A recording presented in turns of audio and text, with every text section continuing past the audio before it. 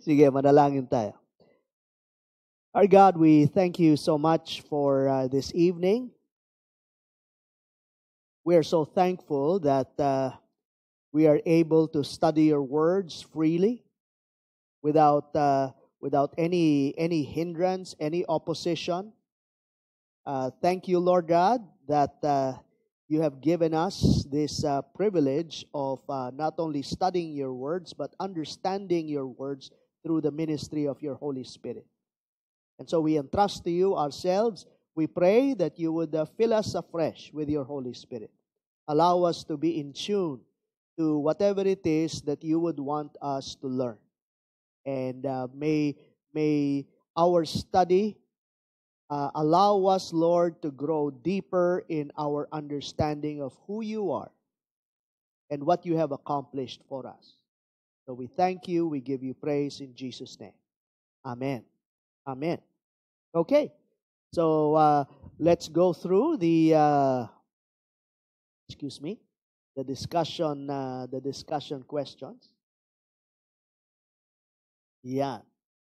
Okay, number 1, this covers this covers chapter 48, if you recall. Last time we covered chapters 46 to 48. Medyo hinati natin sa dalawa kasi medyo may kahabaan. And so we tackled chapter 48 the last meeting. Why does God remind Israel that He foretold events before they happen? Ba't yung sinabi yun? No? And what does this reveal about His sovereignty and about the heart of His people? Any thoughts on that? Ba't yung sinabi yun? Yes. Kasi they are stiff-necked. People who chose to forget every time who God is by worshiping idols. Mm-hmm. So God reminded them of all the things He foretold that had happened, and none of those are the work of their idols. May idol bang ganyan? Sinasabi niya, no? May idol bang makakapagsabi ng not only past events? Yes. I mean that is difficult enough, no? I mean they didn't have they didn't have internet then and all that. Recording the past was a tough task already. Pero to even point to the future and talk about what will happen in the future, only God can do that. Tama ba? Only God can do that. And that's being stressed here, no? Parang kumbaga kapag mangyari ito, sana naman maalala nyo na ako yung unang nagsabi. Ayan, sa inyo. No? So, how about the next question? What does it reveal about who God is? Okay. There is certainty in when God says something, it is certain that it will happen. Right. So that's His sovereignty. Mm-hmm. So nobody can question why It's does true. it happen, It's true. and why did He does this and not this. Oh. So I think that's the sovereignty of God on display, even from the very start in the story of the Bible. Mm-hmm. So the chosen people, personally, I don't want to call them chosen because they're not choosing God, but they are chosen. The chosen people, they always forget that God is sovereign, and because He is sovereign, He should be the one that they are relying to. Amen. And not their idols. Amen. What comes to mind when you hear the term sovereign? In control. Any thoughts? Yes. But He knows the beginning and the end. Okay. For Him, it's already a closed book. Parang siya yung author So He listed everything. So He knows everything from the beginning to end. That's right. That's why He is sovereign. Now, I understand that it carries with it omniscience. Yeah. No? Pero understand also that it's more than just knowing things. It's more than just omniscience. It's control. It is actually Him sustaining all things towards a particular direction. No? Parang ganito. Kung meron siyang tinakda na isang bagay na mangyayari, siya rin yung gumagawa ng paraan para mangyari yung kanyang sinabing mangyayari. Sa madaling salita, He is in full charge, in full control of all things. You know, minsan mahirap natin matanggap yan. You know, oftentimes we counter with the question, well, what about free will? Ayan, parang ginagawa mong puppet ang mga tao. And I understand at times the confusion. Pero just imagine the alternative. At tingnan nyo lang yung alternative. If God is not sovereign and everything is a matter of human choice. Just imagine that. Nothing can be determined. Tama ba? Nothing can be determined. Tsaka, one thing also, God operates in His timeline, not in ours. Right. That's right. No? In other words, He is the great I am. At yung pangalan na yun, Yahweh, is again very, very significant. It carries a lot of meaning to it. You know, He's not simply saying, I am, ako ito. But what He's saying is that He's the ever-present God. He's beyond time. He's beyond space. You know, He's, of another dimension, we can say. No? So it's something that is so difficult for us as finite people to conceive. Right? And we simply have to accept the fact that this is who God is. You know? At hindi tayo makikipagtalo doon sa fact na yon, sa katotohanan na yon. Kasi wala bang free will tao? Meron. Meron. Meron. Definitely. Pero hindi nangingibabaw ang free will. Di ba? Ang sinasabi natin, the will of man cannot thwart the plans of God.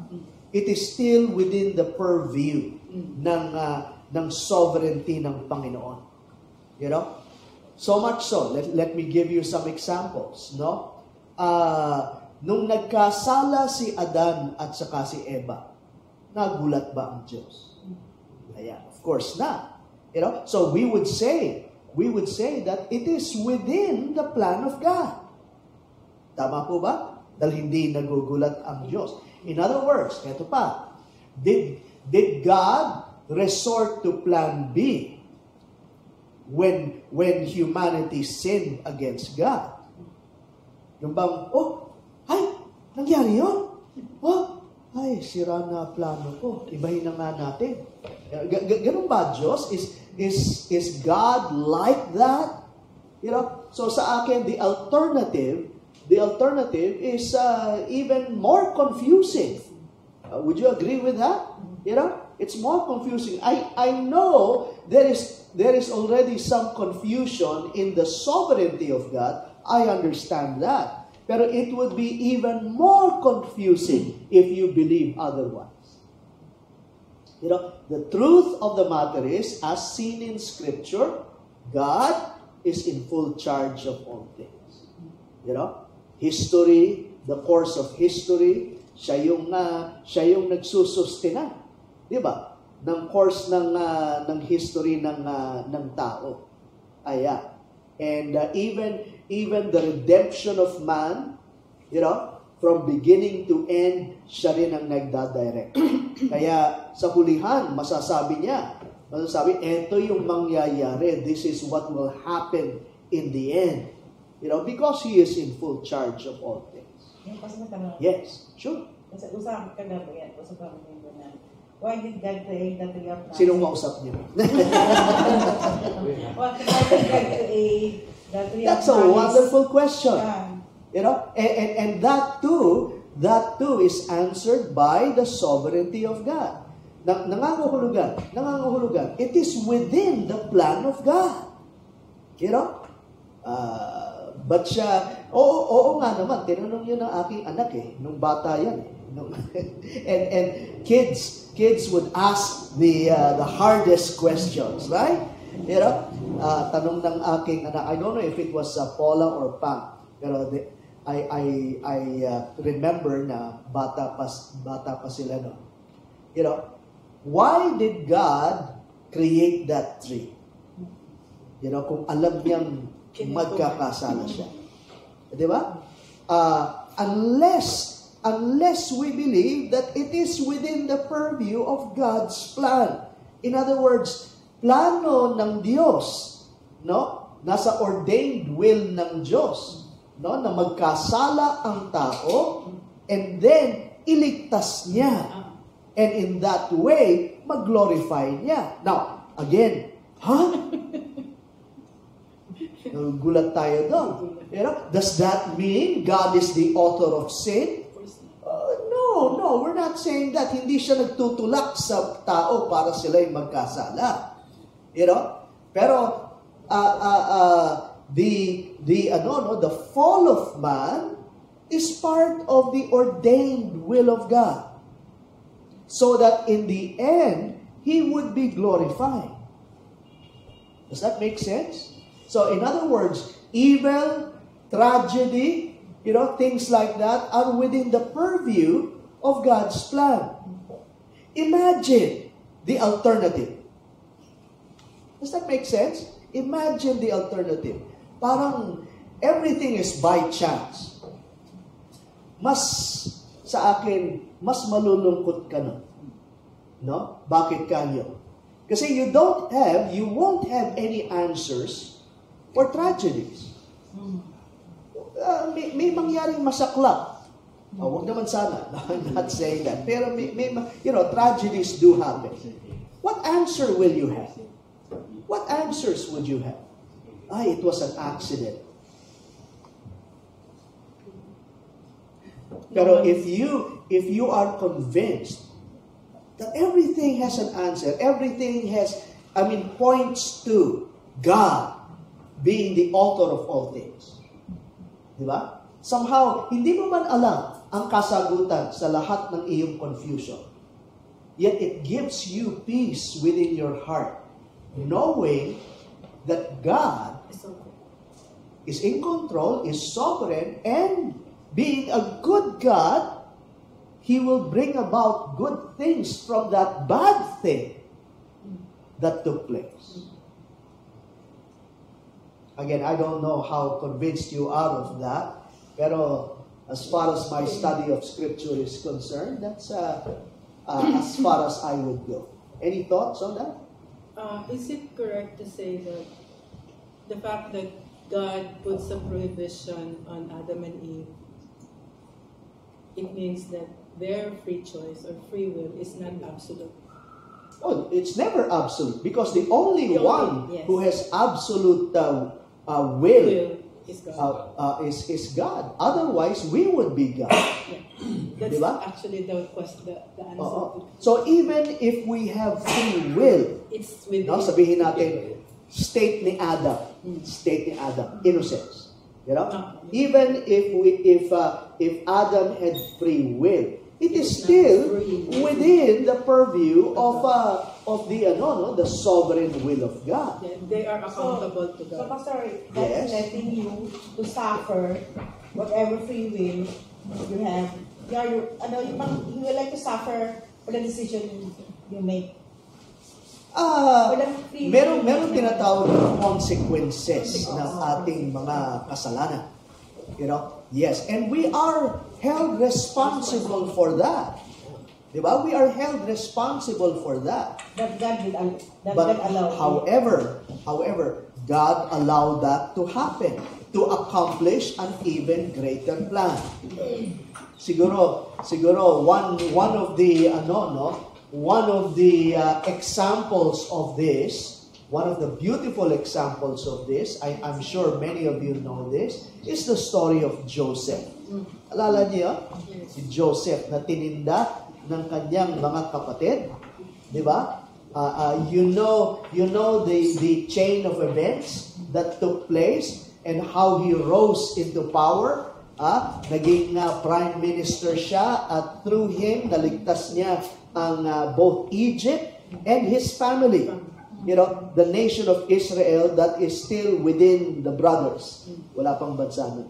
Pero, you know, niligtas sila. You know, in the end, nung namatay yung kanyang ama, and yung mga kapatid ay natatakot sa kung ano yung gawin ni Joseph sa kanila. Baka meron pang sama ng loob. Di ba? Kaya, he allayed their fears. Pero notice this. Notice what he said. And I'm sure many of you know what he said. Sabi niya, what you intended for evil. Pause there for a while. Ibig sabihin nun, hindi niya inalis ang responsibilidad dun sa kanyang mga kapatid. Kasi sinabi niya, what you meant for evil. Were they responsible? Yes. They were responsible for the sins. And it was evil. It was wicked. Pero notice what he said afterwards. Ano sabi niya? What you meant for evil, God intended for good. Oh. That's a mouthful also, no? It carries with it the idea that God made use of the sin in order to accomplish His divine plan. Diba? Pero siguro the most striking example masasabi natin is that of Christ's death on the cross. Just imagine that. Who's responsible? Who's responsible? Matanong ko sa inyo. In a sense, the people. The wickedness of the people. Right? The Jews, the Romans, who crucified Him. At maging tayo. Kasi kasalanan natin yung nagpapako sa Kanya. Again, does that make sense to you? However, was it God's plan? Yes. Yan, medyo natatanggap natin. Ba't hindi natin natatanggap yung iba? Di ba? Confined ba? Confined ba kay Christ lang? Doon lang? Confined ba kay Christ lang? Ba't pinagpag-uusapan si Christ? Okay. You know, may vested interest. pero pag tayo, hindi. You know, again, we have to have a biblical understanding of what sovereignty means. By the way, a good book, ito mas experto to ha. A good book, one that was given to me, you know, was written by si John Piper. You know, sabi nga ito yung kanyang ano bang tawag doon? Masterpiece, no, yung kanyang aklat na ito. It's titled Providence. No? The title of the book is Providence. Ganda. And it's a collection of passages, and of course he expounds on those passages which deals with the sovereignty of God. Ayan. No? So, siguro mas masasagot yung tanong na iyan. You know? Number two. We continue on. In verse 10, God says, I have refined you, but not as silver. What does this mean about the purpose of God's discipline and how He purifies His people? Ano ibig niya sabihin? No? Like when He says, I have refined you, but not as silver. Yes. God has been refining Israel as a nation. But in His perfect timing and purpose, the process of refining has not yet come to a stage of purging in the furnace like refining silver. Okay. Good. Instead, they went into a cycle of sinning and discipline for millennia already. Right. But there will be a time called the Jacob's trouble when they finally will go through the furnace and be refined as silver or gold. Mhm. And the result of it is all Israel will be saved. Based on Romans There you 11. There you go. You know? Anyone would like to put it in layman's terms? Yes, ma'am. God is refining us through undergoing trials, struggles. That's right. That's right.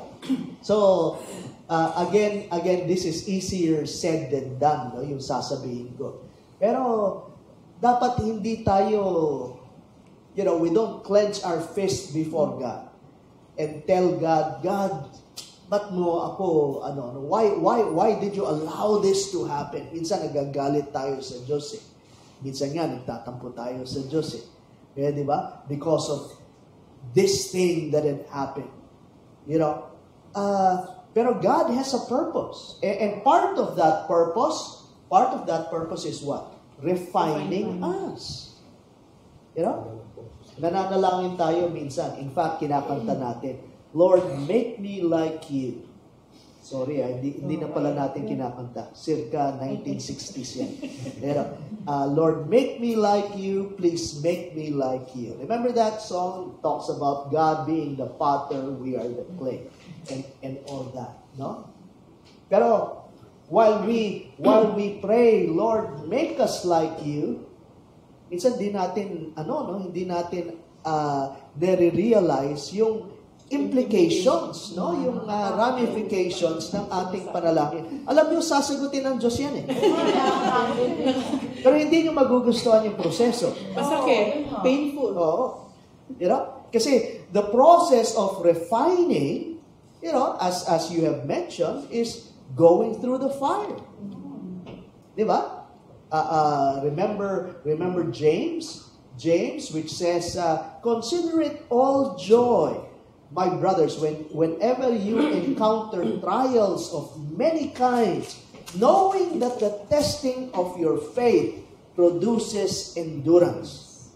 And let endurance have its perfect result, that you might be perfect or mature, lacking in nothing. Di ba gusto natin maturity? I hope you want that. Pero again, the process of that is, involves pain. Di ba? Nabasa ko lang kanina. There's the passage from A.W. Pink. He says that let us not, as Christians, let us not mistake discipline as punishment, because punishment is not given to us by the Lord, because we're saved already. So, whatever discipline or just going through the fire that we experience, it's for our good. It's really making us gold or silver. Right. Hindi pawang punitive, no? Or para i-condemn tayo. No, because we're done with that. yes. Christ has took on the punishment for us. that should have been ours. Okay? Other thoughts? Okay, let's move on. Number 3, 48:18. It says there, "Oh, that you had paid attention to my commands." Yan. No? How does this verse express God's desire for His people? And what blessings does obedience bring according to this chapter? Any thoughts on that? Please. Kanino ba sinabi ito? "Oh, that you have paid attention to my commands." Okay, sure. Sinabi niya sa Israel. In other words, anong gusto ng Diyos? Anong gusto ng Diyos na mangyari sa Israel? What's His wish? That they will obey. They would obey. But did they? No. They did not. They refused. Ang sa akin, parang, this is always a question na parang, for ordinary people, they would question. So gusto mo pa, ang desire ng Lord is for them to obey. If He is sovereign, why does He just make them obey? Right. Right. Diba? Right now, right there and then, bakit hindi pwede? There are times that He does. Exactly. So I And think, there are times that He does not. so I'm thinking about the principle of God's sovereignty and human responsibility. Now, God is sovereign, yes, but it does not mean that He has a plan. He has a higher purpose. So that higher purpose is superior than His desire for them to obey. So it is at work here. I would say we have to categorize the will of God. Yes. You know, some of you again may know this. Some of you have studied theology. Ang isang uri ng kalooban ng Diyos ay yung tinatawag na na ordained will of God, sometimes called as decretive. In other words, kung may dinikri ang Panginoon, kung may sinabi ang Diyos na mangyayari yun. Hindi pwede hindi. Pero mangyayari at mangyayari. Yun yung decretive will. No? Pero merong there's another will called receptive. Permissive or No, preceptive will. Precept. No, coming from the term precept. In other words, meron siyang command. Pero yun, nilalabag ng mga tao. Again, does that make sense to you? Pero nilalabag natin. Let's say, thou shalt not worship graven image or any likeness. Yeah, that's a command. Gagawin ng tao. Susuwayin niya. No, susuwayin. So yun yung yan, yung uri ng kalooban na yan yung madidisobey natin. Yan yung people go against that will. Pero when the Bible talks about the decretive will, yan hindi, you cannot thwart that. You cannot overcome that. Because we're not God. When God decrees something, that's going to happen. Okay? Yes. In this case, so God did not cause repentance for them. Right. And that is the part of His will, that they will not yet repent of their sins. And so, because of that higher purpose. Ano na natin yan eh? Well, I put it this way. Ipasa Diyos na natin yan. When, ganito, the will of God, we have to explain that the will of God is bound by a greater law. Okay? Are you following? Ganito tayo, when you ask yourself, do I have free will? Of course, I have free will. I have free will. I want to drink this water. Ininom ko. I have free will. Right?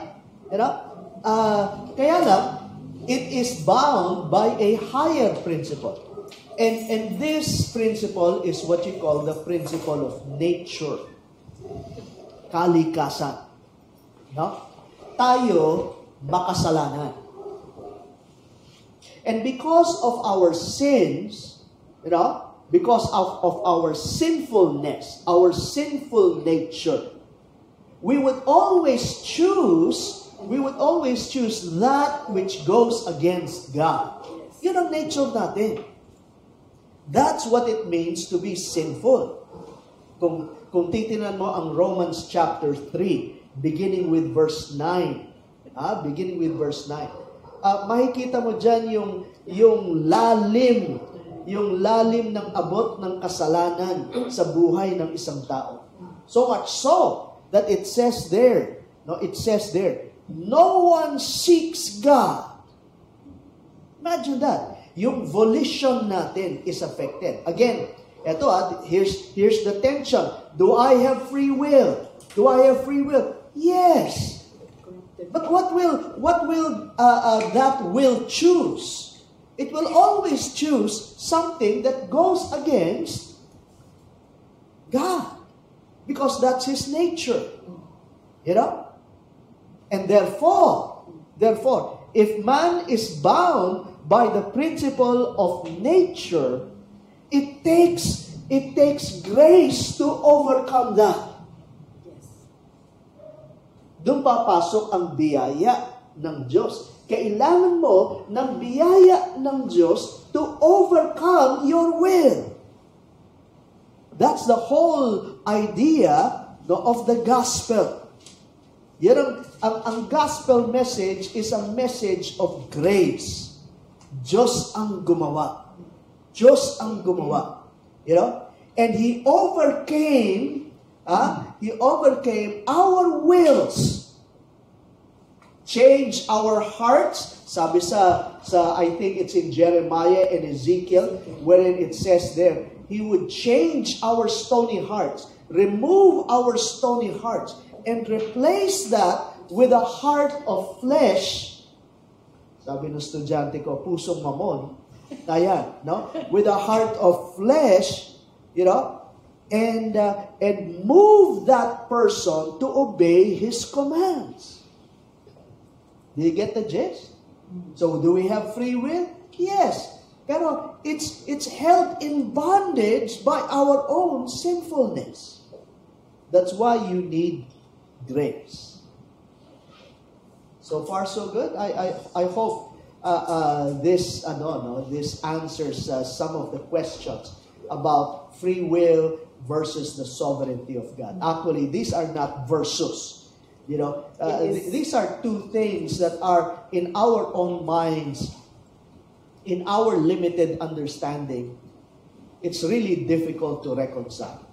And you simply have to allow these truths, these seemingly irreconcilable truths, to remain at tension in our minds. You were going to say something. So, pagdating kay Adam, simula pa lang, may free will na rin siya. May free will yan. Oh, may free will siya. You know? Kasi May wala free pang will yan. kasalanan eh. Oh, wala pang kasalanan. Oh. You know, yan yung innocence. You know? At ang kanyang pagkakasala is not brought about by his own sinfulness. No. Pero alalahanin natin, may factor din, no, ni Satan, yung deceiver, na siyang nandun, no, na tumukso sa kanya. No? Inalo ng Diyos na gano'n. Oo. And, nung nahulog siya sa kasalanan, yung kanyang sinful nature, ito yung original sin, no? Yung kanyang kasalanan o yung kalikasan, yung nature niya, pinasa niya through procreation. Remember what Romans says? Romans says, as sin entered through one man, so death entered to all humanity. No? So, naroroon sa atin yung proclivity, yung propensity to sin against God. Wala tayong magagawa doon kasi yun yung ating kalikasan. And we need outside grace, foreign grace. Minsan tawag nila ron, alien grace. We need that in order to be saved from our own sins. Marami siyang tanong. Nilagay pa yung ahas doon. Oh, Hindi yan, serpent. Hindi yung si Adam. Ganon din ang Marami pa din, no? Pero yung... nakalingat ba? Kumbaga, pumasok na lang ba yung ahas without God's knowledge? Or what? Of course, we have to understand that God knows all these things. Sorry for interrupting. In his perfect, in his pre-sin nature, as pre-sin, he has the free will to choose whether to obey God and to disobey. Right. So it's not really 100% because of the serpent. It's his choice. It's his choice. Pero sabihin, which wasn't bound by the sinful nature. Pero when he sinned and fell into this condition, the condition now, was passed on through procreation. Kasi siya yung original created being. Tayo, hindi naman originally created beings tayo. Tayo ay produkto ng procreation. Paano si Juan? Si Lucifer, di ba, created being din siya? Yeah. Again, it's a matter of choice Choice on pa his Choice part. pa niya. Choice pa rin yun. Pero Right. alam ng Diyos yung mangyayari. Yeah, of course. So, hindi of course. dahil bakit niya Inalaw niya. Inalaw pa niya? Bakit niya inalaw? Inalaw, bakit niya ganun? Grand plan. We have to read the mind of God. Grand plan. Hindi, pero put it this way. Put it this way. Everything that God does, It's good. He does for His own glory. Glory talaga. Kaya nga. So, Ngayon, He could glorify Himself through justice. Tama ba? He could glorify Himself through justice. Let's say, nung nagkasala ang tao, patay lahat. Sige, walang kaligtasan. Everyone goes to hell. And God would still be glorified. no, God pa rin siya. At sa same time, hindi niya kailangan lahat. Right. Pagmamahal ng tao, Yeah. hindi niya kailangan kasi complete siya eh. Kaya sabi, Pero, God is love. Alam niya na yun. Sanay mismo. So, hindi niya Right. kailangan yung pagmamahal ni Sure. Adam. Sure. O mga tao. Kasi kumpleto na siya. Kompleto na siya. However, mas na ma-magnify, mas na ma-magnify ang katangian ng Diyos in the backdrop of sin. No? Sa madaling salita, okay, righteous ang Diyos. Righteous ang Diyos. I mean, that's who He is. Right? He is righteous. Pero isn't righteous clearly visible in the backdrop of sin? Yes. So, siyempre. Kasi para daw yan siyang, para yan siyang diamond, na if you put the diamond with a black velvet, it makes the diamond so brilliant. So parang ganon. Parang ganon. No? The ultimate desire of God is to bring glory and honor to Himself. Ayan. No? So, that would be the answer to that. Okay. Let's move on. No? Tayo ay tutungo ngayon, no, dito sa chapter 49 to 50, no? And by the way, I don't mind your questions, no? Kahit na medyo umaano tayo, it's okay. I hope na mas nadadigest natin itong mga truths na ito, no? Just to give you some background, historical background as to what is going on. We see Judah, being prophesied na magagapi ng kanilang kaaway. Remember that?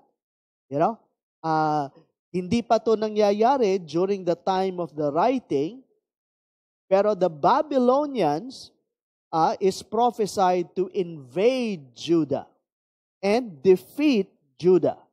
And it did. But at this time, wala pa yan. No, wala pa. So, prophecy pa lang. Okay?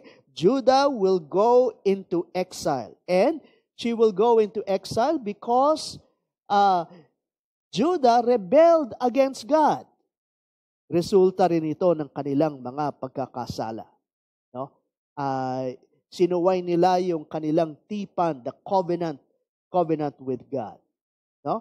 But I also want you to realize that restoration is prophesied as well. Okay? They will be restored. God will make use of a person na at this point hindi pa napapanganak. No? Sino yun? Si Cyrus. Upang manumbalik yung mga Jews, pabalikin ang mga Jews in order not to rebuild their nation. Pero in speaking of the physical restoration, he also talks about a future, more spiritual, complete restoration that will take place through the ministry of the Messiah. Are you following? So, therefore, ang pinag-uusapan dito, at makikita natin ito, is about the servant. That's another term for the Messiah, the servant. No? And he will be the one to restore Israel. Now, how will he restore Israel? He will restore Israel through his obedience. Are you following? He will restore Israel through his obedience. Now, understand this, no? Even our own restoration, even our own salvation is due to obedience. Not ours, but Jesus Christ's obedience. Make sense? You know? So, dalawang bagay ang gusto kong tingnan natin. You know? When we talk about obedience, I want these two things to enter into our minds. The first one is that when you see, and we will be seeing this, when we see the obedience of the servant, no, it is with a view to save us, to save mankind, whether Jews or Gentiles. Again, we are saved through the obedience of the servant. Kaya tayo ni-reconcile with God. Kaya tayo patawad sa ating mga kasalanan dahil sumunod ang ating Panginoon. You know, He completely, perfectly obeyed the law. Now, the second thing I would want us to understand is that He also serves as an example for His people of what true obedience is all about. Minsan tayo vague ang obedience sa atin. What's obey? Sumunod. Parang ganon, no? Okay, that's part of it, no? Kung ano yung sabihin ng Diyos, susunod ka.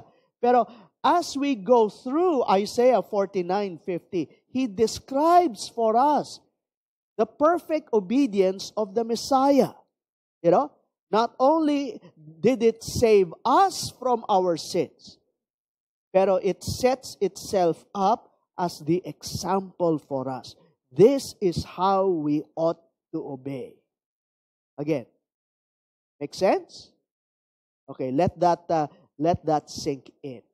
So God promises, this is the second part, and the second part is that of chapter 49 to 57. So mahaba-habang passage yan. God promises that His suffering servant will both restore the nation and bring blessing to the Gentiles through His vicarious death to encourage His righteous remnant to trust Him now.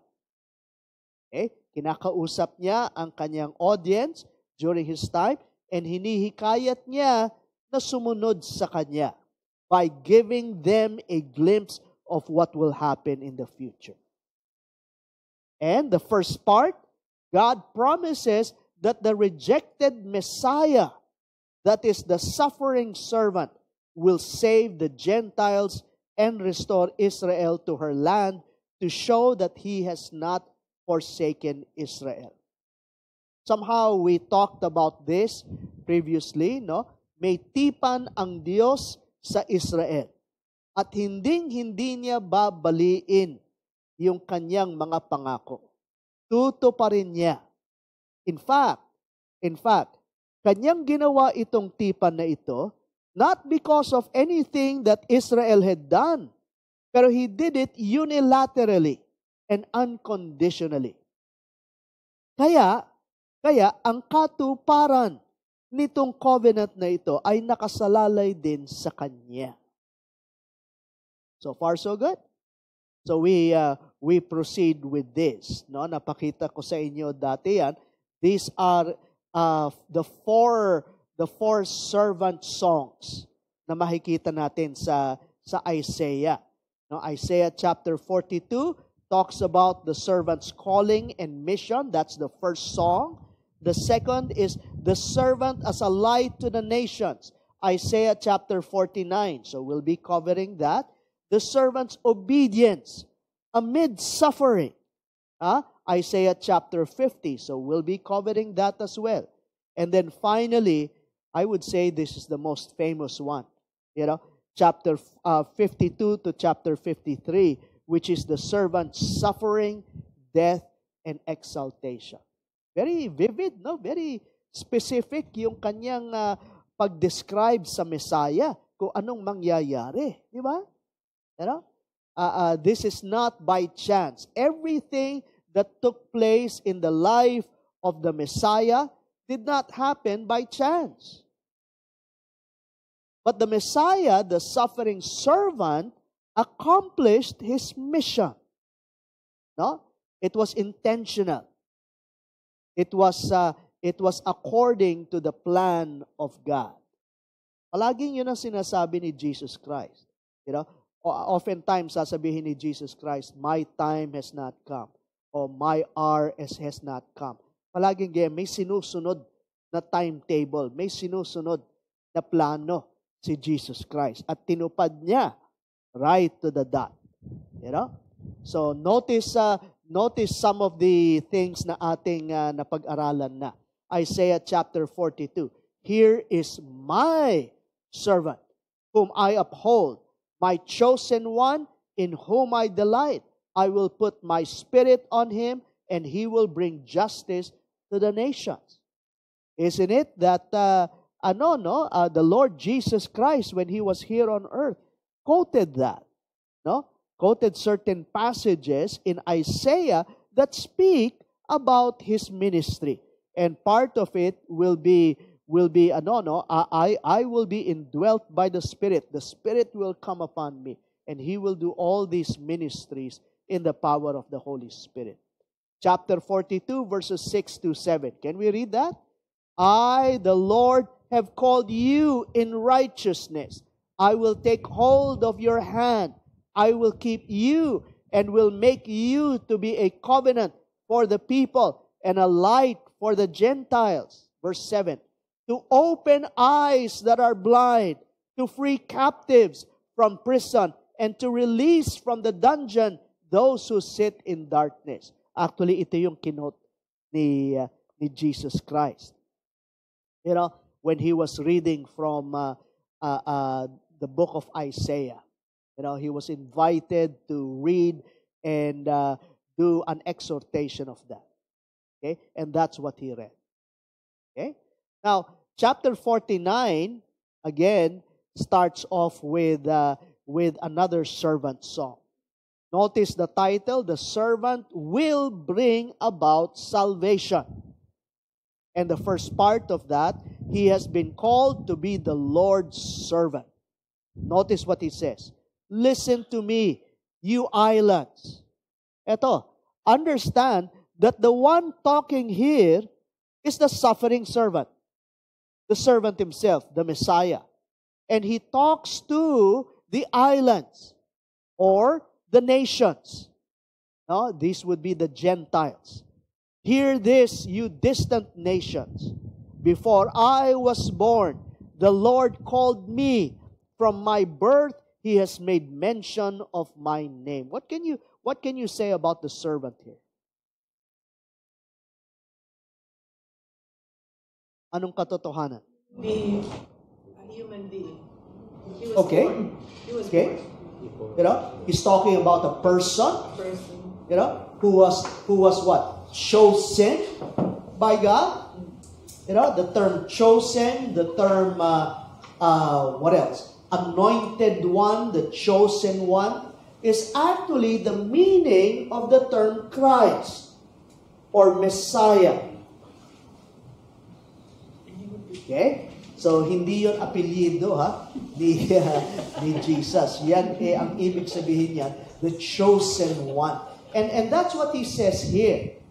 This is autobiographical. The words are those of the servant himself. And the servant addresses the Gentile nations. And he says here that from birth, kumbaga hindi aksidente ang kanyang paglitaw. Pero mismong hinirang siya ng ating Panginoon. He said to me, God said to him, You are my servant Israel, in whom I will display my splendor. What does he call the suffering servant? What does he call the Messiah? Israel. Any thoughts here?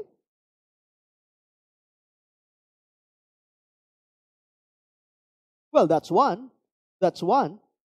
Pero notice, as the nation itself was called by God, chosen by God, so he too was called by God. Diba? For the purpose of giving glory to Him. Right? Diba? Makakakita tayo ng parallelism between Jesus and Israel. No, for instance, let me just I didn't make copies of this anymore. Ayoko maimpatyo kayo. Ayan. Pero for instance, both are called my son. Hosea 11:1, out of Egypt I called my son. Now, notice Matthew applies this to Jesus as well, this prophecy. Sabi niya, Matthew applies this to Jesus. This was to fulfill what the Lord had spoken by the prophet, out of Egypt I called my son. Remember that? When Herod tried to kill the Christ, di ba? The family went to Egypt, Joseph and Mary, and then he came back. Di ba? So notice the parallelism. Tapos at the start of the ministry of Jesus Christ, yung inauguration, ng ministry ni Jesus Christ. Wasn't he tempted? For how many days? 40 days. Now, notice the parallelism. Israel was also tempted in the wilderness for 40 years, approximately 40 years, 'di ba? Nagpaikot-ikot sila sa wilderness, no? And that was a test. So all throughout the Gospels, we see a parallelism. We see a parallelism between Israel and Jesus Christ. So here, the Messiah, while we know he's talking about a person, not a nation, right? He's talking about a person. Yet, he calls this person, he calls this servant, Israel, in whom I will display my splendor. Ang pagkakaiba sa dalawa is that ito, ang Israel, disobedient. Hindi sumunod. Remember sa wilderness, palpak. Ayan. Pero dito, ito yung sumunod. No? Completely, absolutely. The Messiah is Israel in that He is the ideal Israel. He is what the nation should have been but failed to achieve. Okay? In Isaiah's servant songs, the servant increasingly appears as an individual person who fulfills what the nation failed to do. Okay, we continue on. Second part, his work has been difficult and seemed like a failure. Isn't this true of the Messiah? Isn't this true of Jesus Christ? Kaya nga, sabi, the cross becomes a stumbling block to people. Parang ang hirap makonceive that God would die. Right? That Jesus Himself would die. But I said, verse 4, I have labored to no purpose.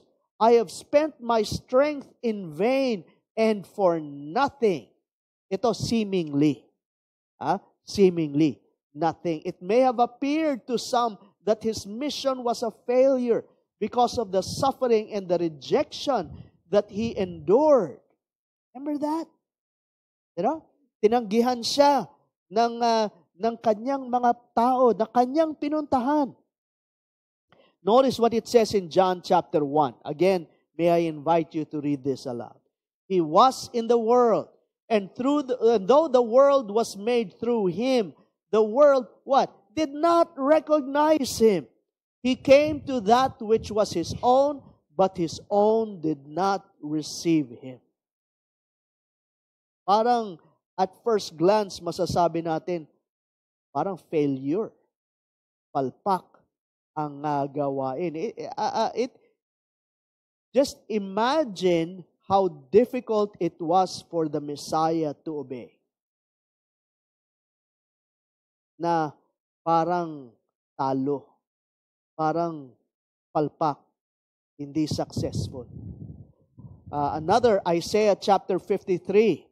Notice this. He was despised, rejected by men. I mean, just imagine if this was going to be your mission. Huh? A man of sorrows and familiar with suffering, like one from whom men hide their faces. He was despised, and we esteemed Him not. I mean, that was the ministry of the servant. Again, talk about obedience. Will you obey kung ganito? Just imagine the difficulty. Yet, I love this. I love this. You know, when all seemed like a failure, yet what is due me is what? Is in the Lord's hand. And my reward is with my God. In other words, in the midst of this, the Messiah had absolute trust in the sovereign plan of God. That's the kind of obedience that Jesus Christ did while here on earth. Think about this. Second point. Diba? Remember that? Sabi ko, think about how His obedience has saved us. Pero think about this also. That His obedience becomes now the example of how we ought to obey. May mga pagkakataon ba that you are called to obey and it's a difficult thing to obey? And it seems na parang palpak.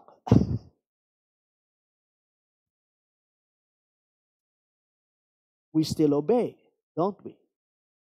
We still obey. Despite that. Huh? Thirdly, He will bring salvation to both Israel and Gentiles. No? And that's a sure thing, isn't it? That's a sure thing. And now, the Lord says, He who formed me in the womb to be His servant, to what?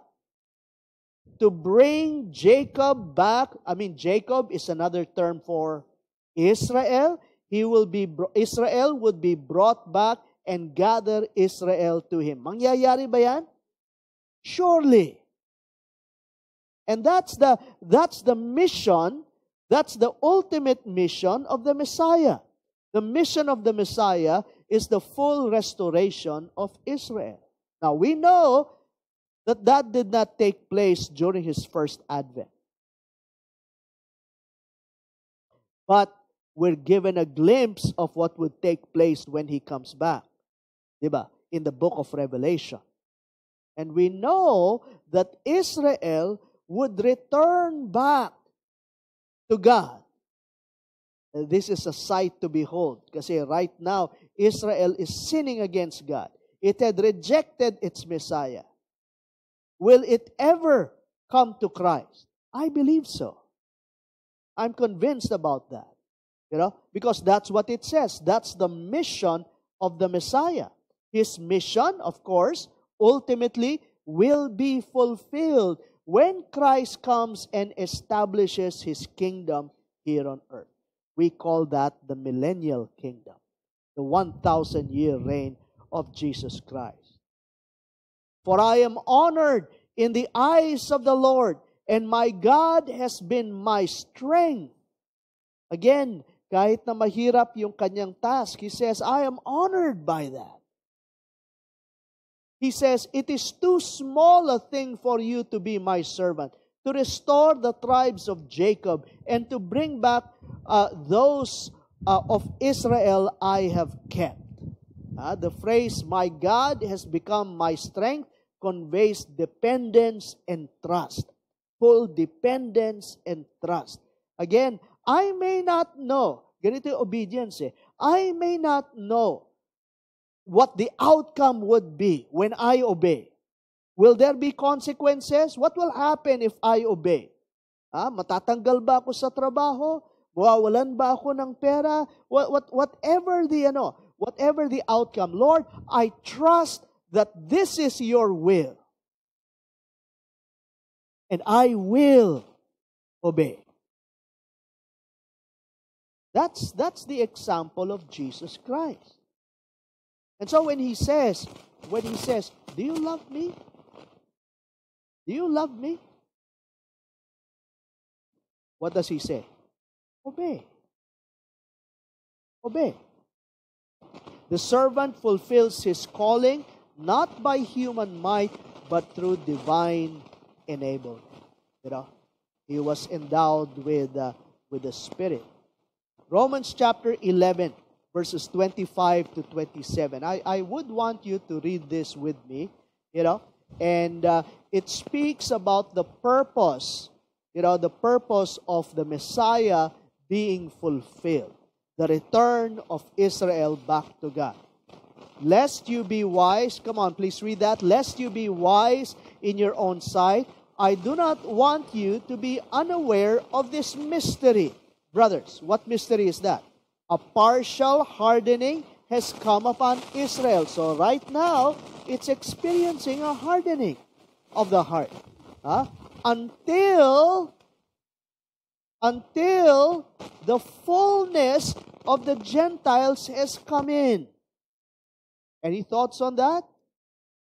Kailan mangyayari ang return ng mga Hudyo sa Diyos? When the Gentiles all the Gentiles Okay. are... Kapag tapos na ang programa ng Diyos sa mga Gentiles. No? Are you following? Remember that? In John chapter 1 verse 10, he says there, verses 11 I mean, he says there, he came to his own people, but his own did not receive him. But then, what does he say? As many as received him, to them he gave them the right to become children of God. So, tinanggihan ng mga Hudyo, si Jesus Christ. In fact, they crucified him, no? So tayo, naulanan ng biyaya ng Diyos. Pero understand that the covenant promises of God to Israel is unconditional. So, babalik at babalik ang Panginoon sa Israel to claim that which is His own. And He will return. Right? That's a sure thing. Israel's current unbelief is not total or final. God is presently gathering the Gentiles into the body of Jesus Christ. Continue on reading, verses 26 to 27. And in this way, all Israel, all Israel will be saved, as it is written. The deliverer will come from Zion. He will banish ungodliness from Jacob. Tatanggalin niya lahat ng sin, ng wickedness from Israel. And this will be my covenant with them when I take away their sins. Mukhang maliwanag naman. Na babalikan at babalikan ng Panginoon ang Israel. At the Messiah's return, the nation of Israel will turn in faith to Jesus Christ. Paul quotes, again, notice what Paul quotes here. What passage? From what book? Isaiah 59. And Isaiah chapter 27. God will indeed remove Israel's sin through the Redeemer from Zion. Thus, the Messiah, the servant, will fulfill His mission. I will also make you a light for the Gentiles. Plano ng Diyos, hindi lang confined sa Israel, pero maging sa ibang mga bansa. That you may bring my salvation to the ends of the earth. Acts chapter 13 quotes that as well. Just take note of that passage. The salvation that the Messiah brings is not only for Israel, but for the Gentiles as well. Fourthly, we read here, kings and princes will arise and worship Him. Notice, in the completion of the mission of the Messiah, royalty will come before God, will come before Jesus Christ, and they will call Him Lord. This is what the Lord says, the Redeemer, the Holy One of Israel, to Him who was despised, diba? Was despised and abhorred by the nation, to the servant of rulers, ano daw? Kings will see you and rise up. Princes will see and bow down because of the Lord who is faithful, the Holy One of Israel who has chosen you. Doesn't that echo what we read in Philippians chapter 2? Remember that? Every knee will bow in heaven and on earth and under the earth, and every tongue confess that Jesus Christ is Lord to the glory of God the Father. You know? So far, so good. We come to chapter 49, verse 8. The servant will comfort God's people. He will become a covenant to the people. This is what the Lord says. In the time of my favor, I will answer you. And in the day of salvation, I will help you. Somehow the scenario is this. Notice this. The scenario is this. The servant is seen in the passage as praying for his mission to be fulfilled.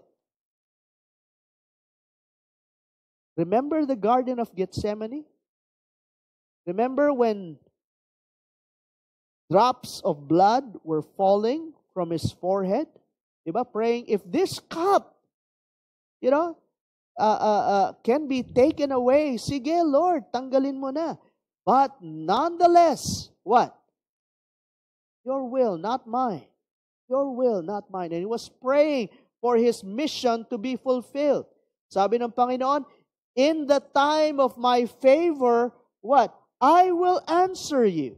And in the day of salvation, I will help you. I will keep you and will make you to be a covenant for the people. The servant is a covenant in that he provides blessing of salvation to God's people, Israel. Secondly, he will provide restoration and comfort for the afflicted. We read in the second part, to restore the land and to reassign its desolate inheritances. To say to the captives, ano sasabihin sa captives? Come out, and to those in darkness, be free.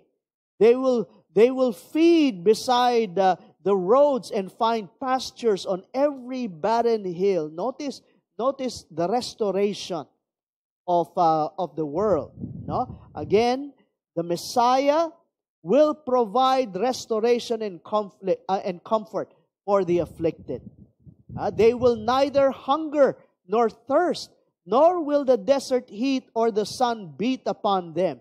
He who has compassion on them will guide them and lead them beside springs of water. So we see that upon the coming of the Messiah, there is a promise of release and restoration.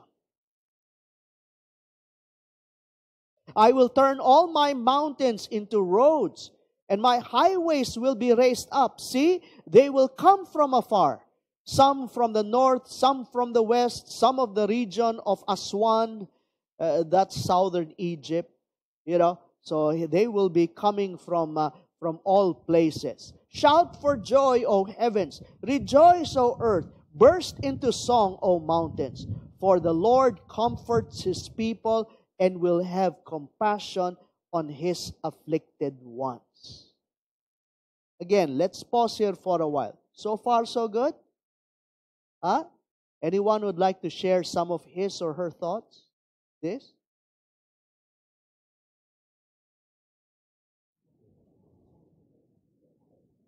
Want to say something?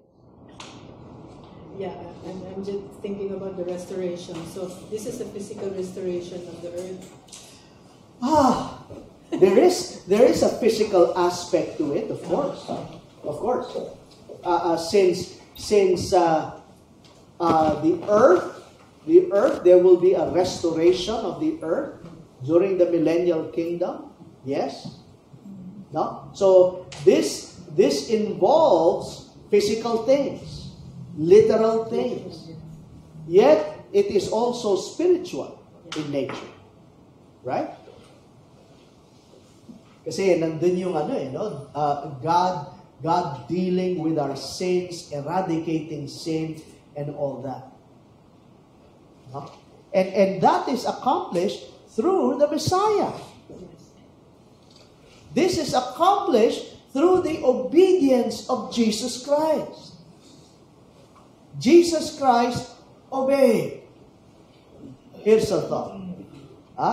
We are saved by works. I don't know if that comes as a shock. Siyempre, we're not saved by our own works. Certainly not. Pero we are saved by Jesus' works. His perfect work. Right?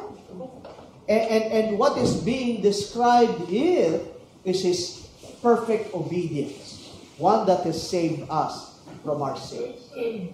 Verses 14 to 17. Yahweh has not forsaken or forgotten Zion. God has not forgotten Israel. Kasi hinayaan ng Panginoon, no? God allowed the nation to suffer because of her sins. Right? Pero notice, in the midst of this suffering, akala ng Israel, parang tinalikdan na kami ng Diyos. Parang kinalimutan na ng Diyos ang kanyang tipan. And so this is an assurance that God makes to Israel. Zion said, "The Lord has forsaken me." Yan ang sinasabi ng Judah, no? The Lord has forsaken me. The Lord has forgotten me. Now here's the answer. Can we read that? Here's the answer. Can a mother forget the baby at her breast and have no compassion on the child he is born? Though she may forget, I will not forget. So here's my question again. And you've heard me ask this several times. Has God forsaken Israel? Will God ever forsake Israel? No. Kahit na sa kasalukuyan nagkakasala. I'm not saying Israel is an obedient nation at this point. Of course not. Pero balang araw, babalik at babalik ang Israel. Yahweh's covenant with Israel is an unconditional covenant. He stresses His commitment to fulfill His promises despite their sinfulness. See, I have engraved you in the palms of my hands. And I find it strange. I find it strange that there are still some people who think that God has forsaken Israel. I know of them. Some of them. You've encountered some of them. Diba? Pero sabi dito, I've engraved you in the palm of my hands. Your walls are ever before me. Your sons hasten back, and those who laid you waste depart from you. Zion will overflow with new children who come to her. I love this. Lift up your eyes and look around. All your sons gather and come to you. As surely as I live, declares the Lord, you will wear them all as ornaments. You will put them on like a bride. kung maraming tumatanggi ng mga Israelites sa Diyos, balang araw, maraming babalik din. Maraming manunumbalik. Many would come to faith. Though you were ruined and made desolate, your land laid waste, now you will be too small for your people. Yung land, hindi magkakasya. Marami. And those who devoured you will be far away. The children born during your bereavement will yet say in your hearing, this place is too small for us. Give us more space to live in. Di kasya. Then you will say in your heart, who bore me these? I was bereaved and barren. I was exiled and rejected. Who brought these up? I was left all alone. But these, where have they come from? Now this is what the sovereign Lord says. Ano sabi? See, I will beckon to whom? Gentiles. In other words, hindi lang Jews ang maliligtas. Nandun ang Gentiles. Di ba? Kaya marami. I will lift up my banner to the peoples. They will bring your sons in their arms and carry your daughters on their shoulders. Kings will be your foster fathers, and their queens your nursing mothers. They will bow down before you with their faces to the ground. They will lick the dust at your feet. Then you will know that I am the Lord. Those who hope in me will not be disappointed. So far, so good?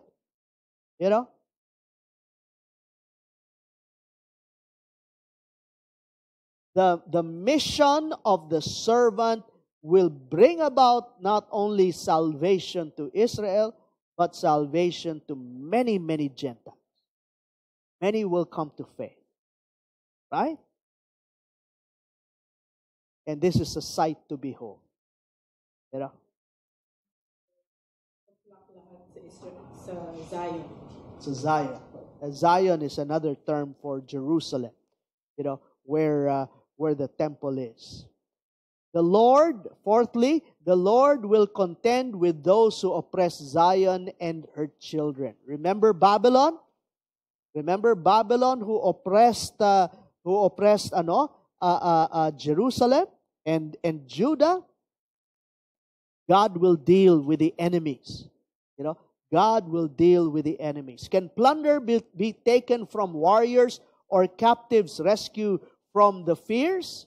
But this is what the Lord says. Parang imposible na kukunin yung plunder at kukunin yung captives. Yes, captives will be taken from the warriors. And plunder retrieved from the fierce. And we see a glimpse of this when Cyrus allowed the Jews to return to their own land. Pero yon, patikim pa lang.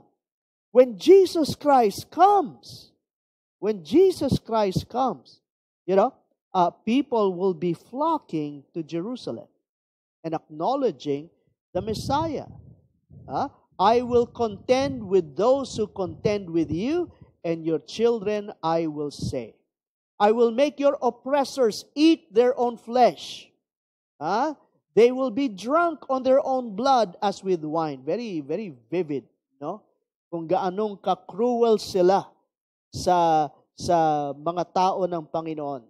God will be cruel towards them. Then all mankind will know that I, the Lord, am your Savior, your Redeemer, the mighty one of Jacob. So fifthly, the Jews are rebuked for thinking their sufferings were due to the Lord's inability.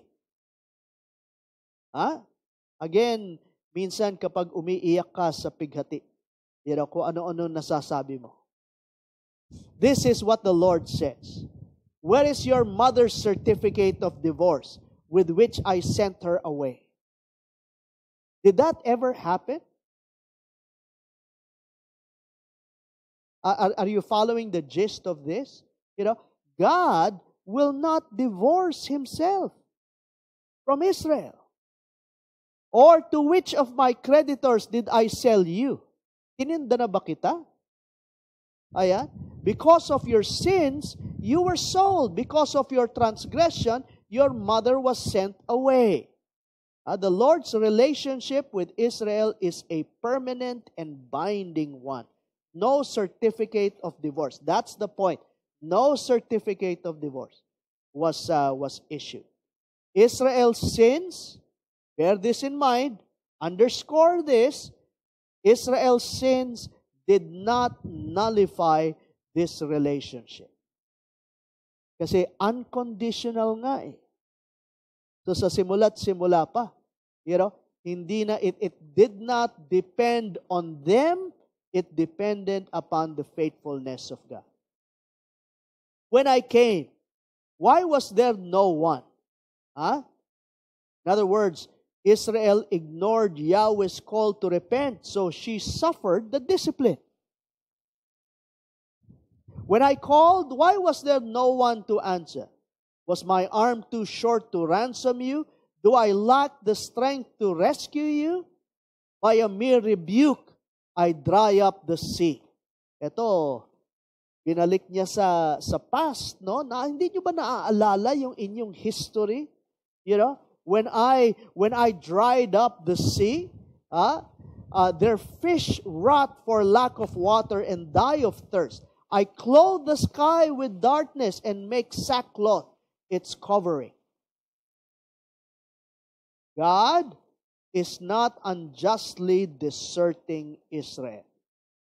Even right now, if ever you see Israel suffering, it's not because God has deserted Israel.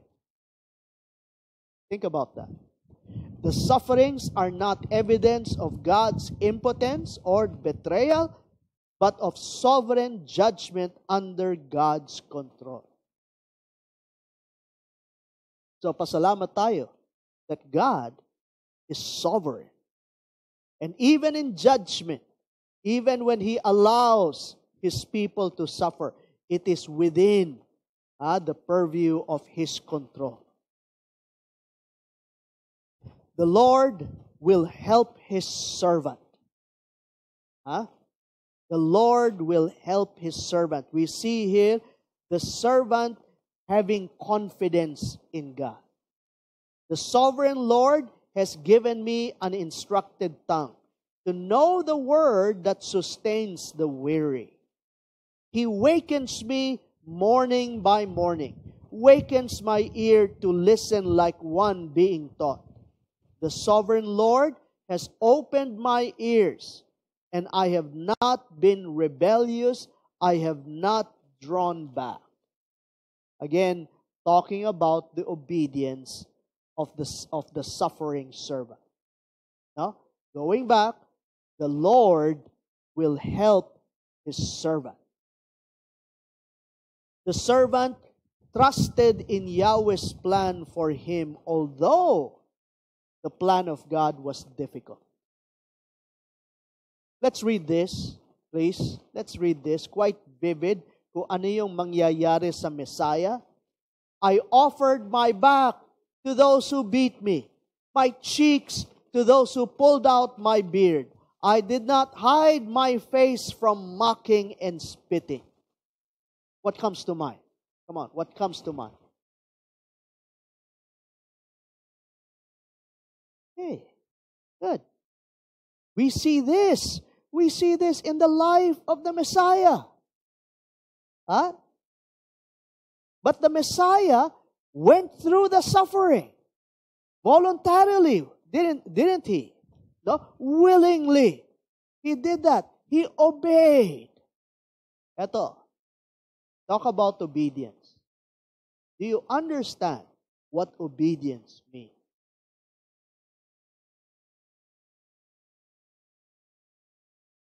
Right. And there will be times when obedience will be so difficult, so confusing at times. Why is this thing happening? Diba? Minsan nakakapagtanong tayo ng gano'n. But despite that, we ought to obey.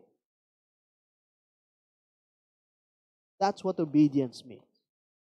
And this is the example that Jesus Christ gave to us, to His people.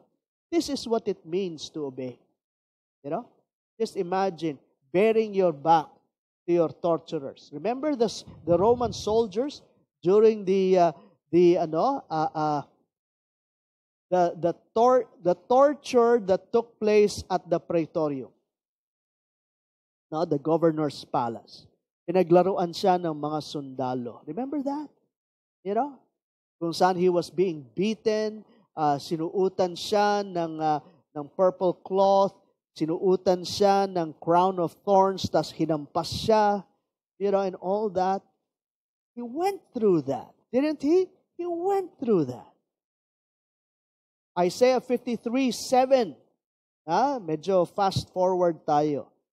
He was oppressed and afflicted, yet He did not open His mouth. In other words, there was no rebellion, there was no complaint, there was no murmuring there. Was there? Nothing. He was led like a lamb to the slaughter, and a sheep before her shearers is silent, so He did not open His mouth. A shepherd wrote something about something about sheep. Actually, his was a commentary on Psalm 23, and he gave a vivid description of the silence of the lamb when they're about to be slaughtered. You know, parang this is so vivid. Parang, sige, patayin mo na ako. Sige. You know, it was like something like that. No, the very vivid description of that. And here in Isaiah, that's what's being described here. That's the obedience of the Messiah. Because the sovereign Lord helps me, I will not be disgraced. Notice the confidence of the Messiah. I will not be disgraced. I will fulfill my mission. Therefore, have I set my face like flint, and I know I will not be put to shame. He who vindicates me is near. Who then will bring charges against me? Let us face each other. Who is my accuser? Let him confront me. It is the sovereign Lord who helps me. Who is he that will condemn me? They will all wear out like a garment. The moths will eat them up. Bottom line. Did the Messiah fulfill His mission? Yes. And by the grace of God, by the help of God, He was able to fulfill His mission. No? And His death brought about salvation to millions. Didn't it? You know?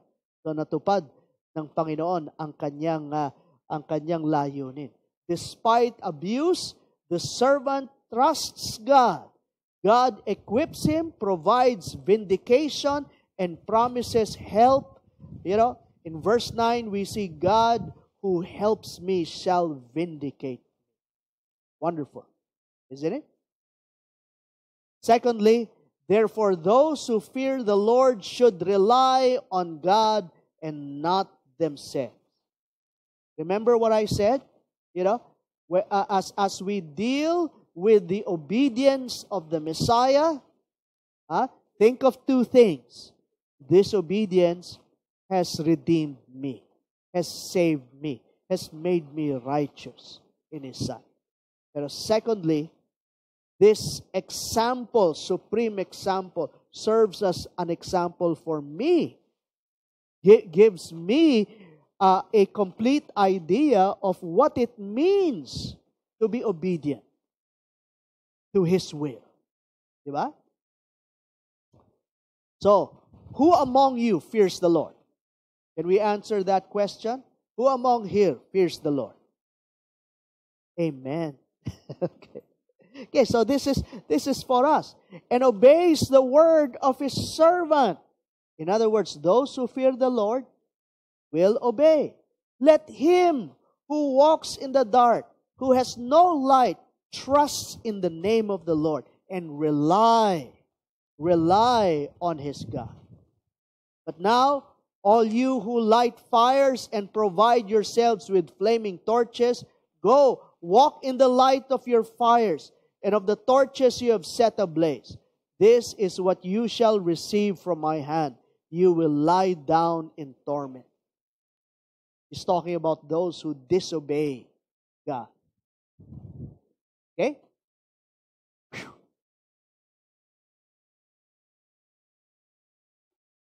Questions?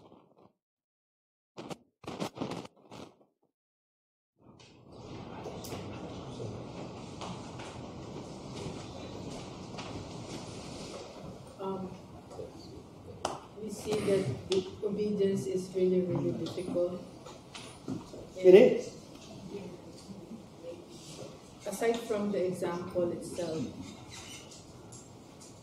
of enduring the consequence of obedience, Jesus also, the suffering servant, also shows us that the only thing that made him confident is his reliance on God. So I think that's the very first lesson that we should take when we want to obey, is to rely solely on God. Amen. And not on ourselves. Because if you rely on, kasi the immediate question is, kaya ko ba yan? Hindi ko kaya yan eh. Because we are thinking about ourselves, our capabilities. But if we rely on God, Right. we have that confidence, not coming from us, but coming from God. And isn't it that God has given us all the resources that we need in order to obey Him? Yes. You know? So we have to rely on those resources, tap into those resources in order for us to obey. Diba? What comes to mind here is discipleship. Right? I don't know if this brings discipleship to mind. Pero remember when Jesus Christ confronted the crowds, you know, and he would talk to the crowds, about what it means to obey Him. Remember that? You know, for instance, crowds were following Him. I love this. You know, whenever crowds would follow Him, He would stop people. No? Parang talaga ayaw niya ng fans club. Gusto niya ng what he wants are real followers. So he would stop them for a while, and for instance, in one narrative, he says, "Foxes have holes, birds of the air have nests, but the Son of Man has nowhere to lay his head." I mean, that would stop people, you know, and make them think about what it means to follow Jesus Christ. Diba? You know? And as you were talking, as you were discussing this, that comes to mind. You know, those call to discipleship, those statements made by Jesus Christ, you know, about what it means to follow Him. Whoever, sabi niya at another time, whoever wishes to follow me, must what? Pick up his cross. You know? Deny himself. Deny himself and follow me. Wow. You know? In other words, it's an obedience even to the point of death. That's the kind of obedience that pleases God. Doesn't it? Kaya nga, sabi ng Panginoon, no, sa kanyang anak, "This is my beloved Son in whom I am well pleased." The thing that gives pleasure to God is absolute obedience. Other thoughts? Before I show you my question.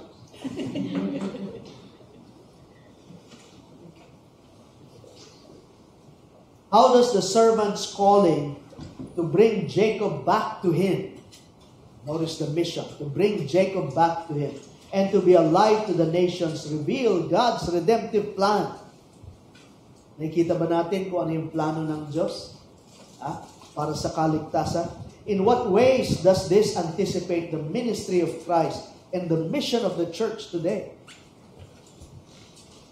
Secondly, Israel complains.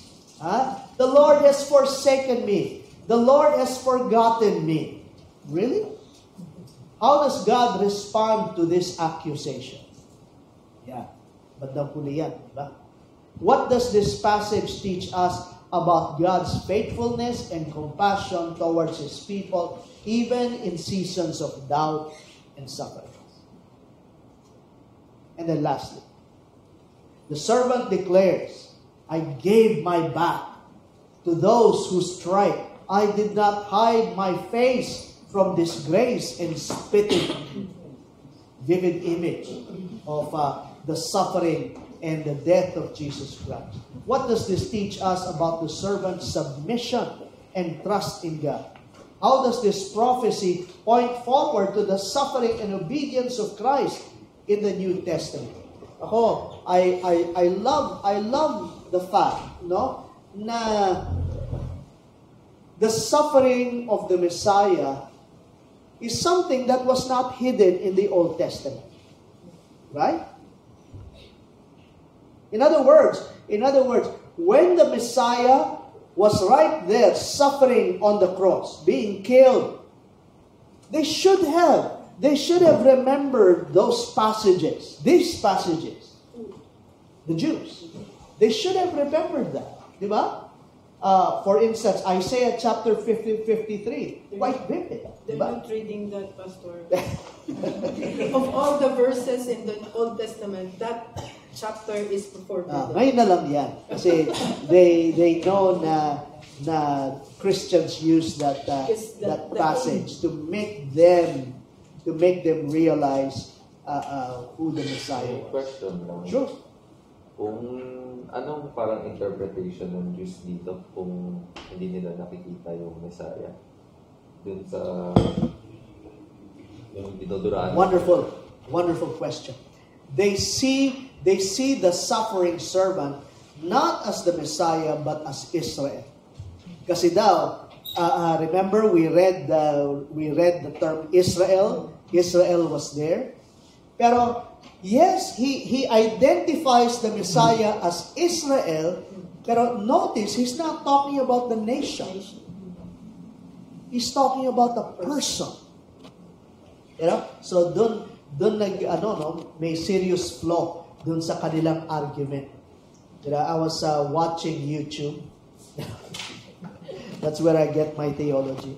I was watching YouTube. Tungkol sa yung tanong mo mismo, sinagot ng isang Jewish rabbi, sino ba yung suffering servant dun sa Isaiah? And that's what he said. It's Israel. It's the nation Israel. Tingnan mo, sabi niya, Israel. Because they will not accept a Messiah na talunan. Right. It's a stumbling block to them. And that's what the Bible says. Actually, that's what the Bible says. To the Jews, it's a stumbling block. So parang, you gain victory through defeat? That's hard to conceive. Diba? And they're right also because of all, lahat naman, ang daming prophecies sa Old Testament speaking about victory, speaking about the Messiah victorious and ruling. So yun yung tinitingnan nila lagi. And they will be restored, they will be victorious, the Messiah will give them victory over their enemies. Yeah. I think that's what they're talking about. And then they miss the first coming. That's their expectation. When they were greeting the Messiah, coming into the temple courts. Remember that? Palaspas. You know, Hosanna, Hosanna. Hosanna means save us. Save us. Hosanna, Hosanna. Blessed is he who comes in the name of the Lord. Ang akala nila, papasok siya, tapos pupuntahan niya yung mga Romans. And would bring down fire and brimstone, sa kanila. Pero ang hinagupit ni Jesus Christ, iba. Hindi yung mga Romans, pero yung mga nagtitinda dun sa... Hindi kasi yung sinakyan yung donkey, no? Right. So, hindi yung victorious king. Hindi. That's right. Pero understand that that's how kings in Israel would enter Jerusalem. Kunyari si Solomon. Si Solomon, he did not ride on a steed. He used a humble donkey. You know, a donkey is not an animal for war. You know, pero it's an animal for peaceful use, di ba? And again, yun ang perception nila tungkol sa Messiah. No, this superhuman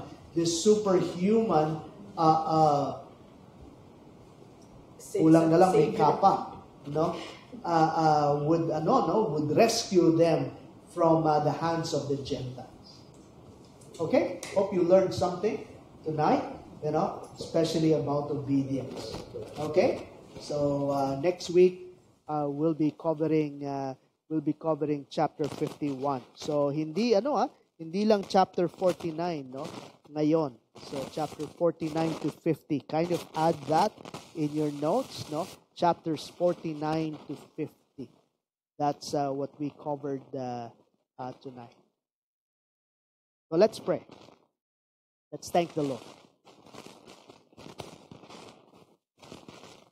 Lord Jesus, we thank you for your obedience. Thank you, Lord God, that in spite of the difficulties, you went through the cross willingly, voluntarily, having in your mind the salvation of people, both Jews and Gentiles. Lord, we are eternally grateful for going through the cross, going through the suffering. We thank you for your absolute obedience. Lord, may it also serve as an example for us. May it give us a vivid picture of what it truly means to obey. Help us to understand that. And through your Spirit's power, Lord, enable us to truly obey. If there be people here who are faced with a command in Scripture, something that they know deep down inside is your will, Lord, be the one to speak to these people. Make them understand. Make all of us understand what it truly means to completely obey you. Dismiss us, Lord, with your blessing. We pray for your guidance and protection as we head for our own destination, Lord. Pray all of this in Jesus' name. Amen.